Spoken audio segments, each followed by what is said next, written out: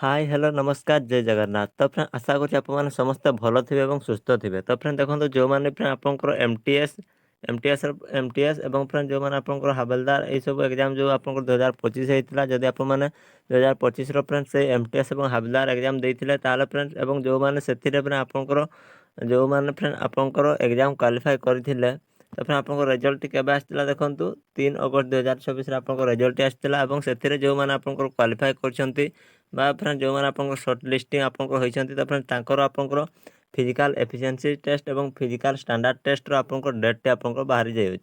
तो फ्रेंड आपंकर physical efficiency test और फिजिकल स्टैंडर्ड टेस्ट आपंकर केते जाए हम देखो 24 अगस्त 2024 ठारू नहीं फ्रेंड आपंकर 31 अगस्त 2024 मध्य फ्रेंड आपंकर फिजिकल एफिशिएंसी टेस्ट और आपंकर फिजिकल स्टैंडर्ड टेस्ट आपंकर होगाकू जाऊँगी।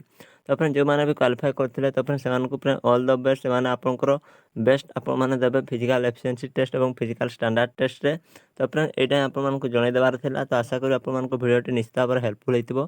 जदि भिडियोटी आपको हेल्पफुल होता है भिडियो को गोटे लाइक करदे। चैनल जब नुआकी आसती ये लाटेस्ट अपडेट जानापी आम चैनल को निश्चित भाव में सब्सक्राइब कर पाखे बेल आइकन को ऑन करके रखिए।